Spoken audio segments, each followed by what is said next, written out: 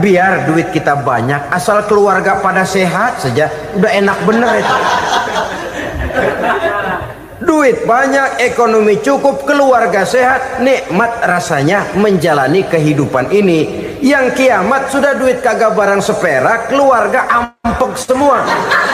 Kiamat sudah. Saudara hadirin yang saya hormati, jadi yang ketiga, Allah memberikan pemeliharaan terhadap keluarganya. Satu kali orang dipelihara Allah, tidak satu kekuatan pun yang bisa mencelakakan. Satu kali orang disengsarakan Allah, tidak satu tenaga pun yang mampu menyelamatkannya. Itulah sebabnya perlindungan Allah, pemeliharaan Allah terhadap diri dan keluarga sangat kita perlukan di dalam kehidupan ini. Dengan melaksanakan ibadah puasa, kita mendekatkan diri kepada Allah. Dengan dekat kepada Allah, maka Allah pun dekat kepada kita. Sehingga dalam hadis qudsi dikatakan, ta'arraf ilallahi firraha ya'rifka fi syiddah. Ingatlah kepada Allah di waktu kamu senang, agar Allah ingat kepada kamu di waktu kamu susah. Yang kita laksanakan kadang-kadang sebaliknya. Waktu susah kita ingat Allah, waktu senang kita lupa Allah. Akhirnya nanti pada waktu kita melarat, kebelangsak, susah dan sebagainya, pertolongan tidak akan datang kepada kita. Benar, ta'arraf ilallah firraha ya'rifka fisyiddah. Ingatlah kepada Allah di waktu kamu susah, ingatlah kepada Allah di waktu kamu senang, agar Allah ingat kepadamu di waktu kamu mendapat kesusahan. Umumnya watak manusia memang kalau sudah dapat susah, ingat kepada Allah. Waktu duduk, waktu berbaring, sambil tidur, dalam segala keadaan Allah disebutnya, Allah dimintakan pertolongannya. Tapi dikala dia berada pada posisi di atas angin, merasa senang, bahagia, Allah terlupakan. Saudara-saudara kaum muslimin, itu yang ketiga. Yang keempat, at-takfiru li sayyiatihi. Orang yang melaksanakan puasa sunnah itu diampuni segala dosa dan kesalahan yang telah dilakukannya. Dan yang kelima, at-tad'ifu li hasanatihi, diberikan balasan yang berlipat ganda dari segala kebaikan yang dikerjakannya. Satu berbalas 7, 7 bisa berbalas 10, 10 masih berbalas 100, masih ditambah dengan wallahu yudha'ifu liman yasha. Allah melipat gandakan pahala orang-orang yang dikehendakinya. Maka carilah satu kebaikan yang apabila kita kerjakan, dosa akan dihapus dan nilai pahalanya menjadi berlipat ganda. Satu kali kita bekerja, 2-3 pulau bisa kita raih dan kita jangkau. Yang keenam, orang yang melaksanakan puasa sunnah di bulan Zulhijjah, at-tashil li sakarati mautihi, diberikan kemudahan pada saat menghadapi sakaratul maut. Maut a mysterious problem. Dia adalah pintu yang setiap orang pasti akan memasukinya. Bahwa mati adalah mati, itu semua kita tahu. Tapi hakikat orang pada saat menghadapi mati itu kan berbeda-beda. Ada yang matinya itu gampang sekali, persis orang tidur saja, tidak nampak gelisah, tidak bikin susah yang hidup, tidak gelimpangan di tempat tidur, persis seperti orang mau tidur saja. Ada yang sulit sekali menghadapi sakaratul maut, gelimpangan di tempat tidur, bikin bingung orang yang nunggu. Kadang-kadang seperti kerbau digorok lehernya. Saudara-saudara, sulit menghadapi sakaratul maut. Oleh karena itu Rasulullah sallallahu alaihi wasallam sering beliau itu kalau berdoa membaca Allahumma hawwin alayya fi sakaratil maut. Ya Allah, mudahkan saya di dalam menghadapi sakaratul maut. Rasulullah saja, saudara, orang yang ibadahnya paling banyak, orang yang hatinya paling bersih, orang yang akhlaknya paling luhur, masih berdoa semacam ini. mohon dimudahkan oleh Allah agar mudah menghadapi sakaratul maut. Apalagi kita, terus terang kita ini paling-paling kelas muhtalid, bangsa sama pahala mau sama dosa doyan. Lebih perlu lagi menghadapi sakaratul maut, sehingga apabila malaikat maut datang menjemput nyawa kita, dimudahkan, jangan dibikin sulit supaya mudah. Jadilah orang baik-baik. Biasanya kalau banyak yang mati, malaikat maut juga kali main-mainin dulu tuh orang, kutak-katik, ditakut-takutin dan segala macam. Saudara hadirin yang saya hormati, maka menghadapi sakaratul maut ini merupakan kunci. Apakah seseorang bisa husnul khatimah atau bisa su'ul khatimah?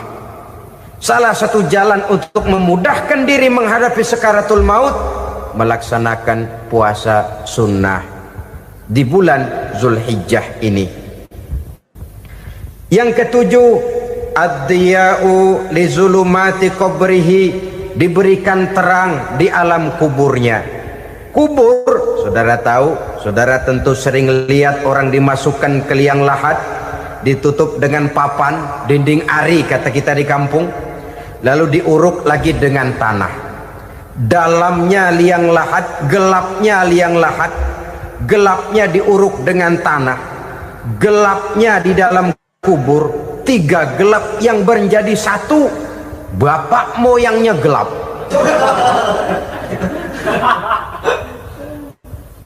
Puasa sunnah ini merupakan terang di alam kubur kita nanti. Yang kedelapan, at-tasqil limizanihi, diberikan keringanan pada timbangan di hari akhirat nanti. Bahwa setelah dibangkitkan dari kubur, setiap kita akan menghadapi perhitungan, akan ditimbang segala macam kebaikan dan segala macam kejahatan yang pernah kita lakukan di dalam kehidupan. Orang yang melaksanakan ibadah puasa sunnah, at-tasqilu limizanihi, diberikan keringanan timbangan hari akhiratnya nanti. Yang kesembilan, an-najah minal bala, diberikan keselamatan dari segala macam bencana. Dan yang ke-10, as-su'ud ala darajatihi, diberikan ketinggian, naik derajatnya, derajat di dunia, lebih-lebih lagi derajat di akhirat nanti. Ini keutamaan yang diberikan Allah Subhanahu wa ta'ala kepada mereka yang melaksanakan ibadah puasa 10 hari di bulan Zulhijjah menurut penjelasan sebagian dari para ulama kita. Jadi setelah puasa Muharram ada lagi puasa Zulhijjah. Kemudian puasa sunnah yang ketiga, puasa sunnah pada hari Senin dan hari Kamis. Apa sumber hukumnya?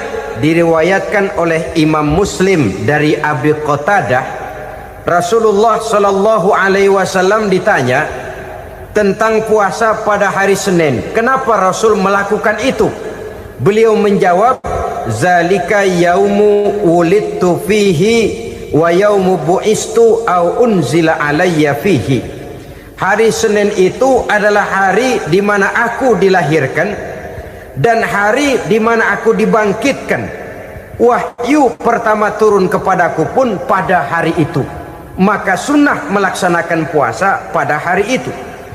Adapun hari Kamis, ada hadis yang diriwayatkan oleh Imam Turmuzi dari Abi Hurairah, Nabi bersabda, tu'radul a'malu yaumul isnaini wal khamisi fa uhibbu an yu'radu amali wa ana sha'im. Disetor amal setiap manusia pada hari Senin dan pada hari Kamis. Maka aku ingin, kata Nabi, agar pada saat amalku disetor itu aku sedang puasa. Jadi malaikat itu menurut riwayat ini mencatat dan menyetorkan catatan amalan seseorang pada hari Senin, hari Kamis. Tiap hari Senin amalan kita disetor oleh malaikat. Catatan terakhir tentu yang sedang kita kerjakan, sehingga yang masuk daftar, saya tinggalkan orang ini, dia sedang puasa, karena naik catatan amalnya pada hari Senin. Kamis diangkat lagi, catatan paling akhir, saya tinggalkan orang ini, dia sedang puasa. Itu makna fa uhibbu ayyurada amali wa ana shaim. Aku senang kalau pada saat amalku disetor, catatan paling akhir aku lagi puasa. Satu keistimewaan. Alangkah celaka tiap amalan disetor kita sedang berbuat jahat. Senin, Kemis, teler, mabok, judi. Tiap amalan disetor, catatan akhirnya saya tinggalkan si fulan lagi teler. Laporan Senin. Kemis laporan lagi, saya tinggalkan si fulan lagi mirit kartu. Saudara hadirin yang saya muliakan, alangkah jeleknya catatan kita. Oleh karena itu sunnah puasa pada hari Senin dan hari Kemis. Ini amalan sunnah, saudara-saudara. Dan oleh karena ini amalan sunnah, sebagian ulama memberikan penjelasan, walaupun lupa niat, kalau sudah malam itu lupa niat, boleh niatnya sudah siang puasa sunnah ini, dengan catatan dari pagi belum makan apa-apa. Malam saudara lupa, tahu-tahu ingat ini hari Senin, ini hari Senin, dah jam 10, niatlah jam 10 itu sah puasanya, asal dari pagi belum makan apa-apa. Tapi kalau sudah dapat 2 piring baru niat jam 10, itu lain, ngojek namanya.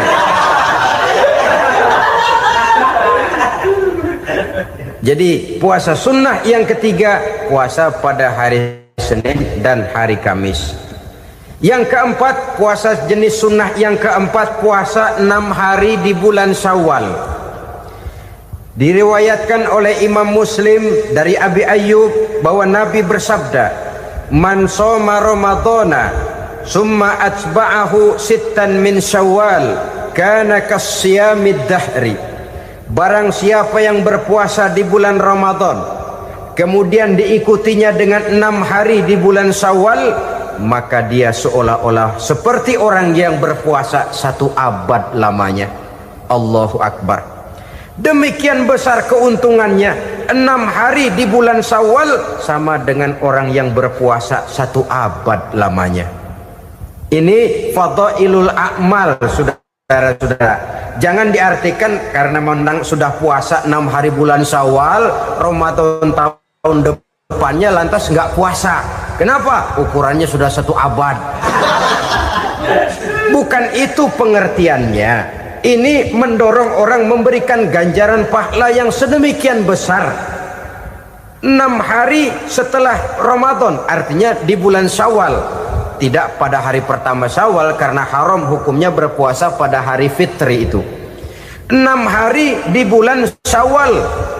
Tinggal lihat yang mampunya saja. Boleh berurutan, boleh tidak berselang-seling, boleh, asal saja jumlahnya 6 hari selama masih bulan Syawal itu. Hari ini 3 hari lagi, 4 hari lagi, diselang-seling atau berurutan, itu juga lebih baik. Puasa sunnah 6 hari daripada bulan Syawal. Kemudian yang kelima, puasa sunnah 3 hari pada setiap bulan. 3 hari pada setiap bulan. Diriwayatkan oleh Imam Bukhari dan Muslim dari Abi Hurairah. Abi Hurairah bercerita, "Ausani khalili sallallahu alaihi wasallam bisalasin."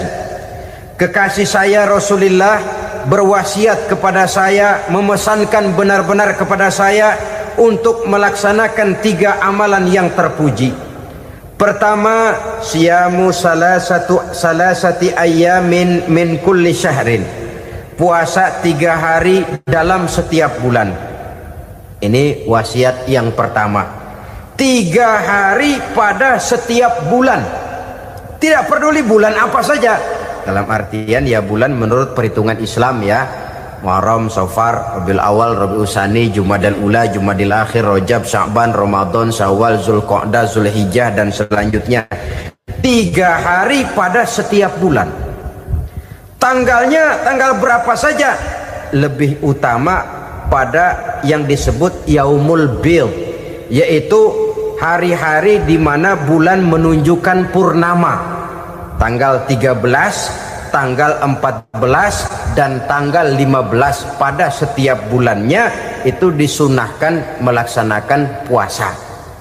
Itu wasiat pertama, puasa 3 hari pada setiap bulan. Wasiat yang kedua, warok'atai duha, melaksanakan sholat duha sekurang-kurangnya 2 rakaat. Itu wasiat yang dipesankan benar kepada saya, kata Abi Hurairah. Pertama, puasa 3 hari pada setiap bulan. Yang kedua, usahakan jangan meninggalkan 2 rakaat minimal daripada sembahyang duha. Kita tahu sembahyang duha itu sembahyang sunnah di waktu pagi seketika matahari naik sepenggalahan. Sekurang-kurangnya 2 rakaat, sebanyak-banyaknya 8 rakaat. Di antara fadilah atau keutamaan daripada sholat duha ini yaitu menyangkut masalah rezeki dan usaha. Kemudian wasiat yang ketiga, wa an utira qabla an anama. Beliau sangat berwasiat kepada saya untuk sholat witir sebelum tidur. Artinya sholat malam sebagai amalan sunnah di dalam kehidupan kita. Jadi saudara-saudara, dalam hidup ini kita akan selalu berbentur dengan keperluan. Kalau pada satu saat kita sudah sampai kepada tahap berpikir ini keperluan saya, tentu hal-hal semacam ini akan kita kerjakan. Kita belum tergerak melaksanakan ini semua oleh karena barangkali kita merasa belum memerlukannya. Karena itu marilah kita berusaha di samping melaksanakan puasa yang wajib juga melaksanakan puasa yang sunnah di dalam kehidupan kita. Ini jenis puasa-puasa yang sunnah. Kemudian yang kedua, ada macam puasa yang disebut puasa nazar. Hukum pelaksanaannya wajib apabila nazarnya sudah terwujud. Puasa nazar, puasa yang dikaitkan dengan suatu persoalan. Umpamanya, kalau saya lulus ujian, saya akan puasa 1 minggu lamanya. Begitu ujiannya ternyata lulus, dia wajib bayar nazarnya. Puasa 7 hari, tidak lagi sunnah tapi wajib karena dia nazarkan. Asal saja tidak sah nazar kepada yang makruh apalagi kepada yang haram. Umpamanya nazar kalau tembus 6 nomor mau puasa 3 hari. Itu nazar semacam itu bukan saja tidak sah tapi haram hukumnya. Tidak boleh nazar kepada yang makruh apalagi kepada yang haram. Jadi apabila maksud yang sudah kita niatkan tercapai, wajiblah nazar itu dibayar, yaitu kalau nazarnya sunnah melaksanakan ibadah puasa.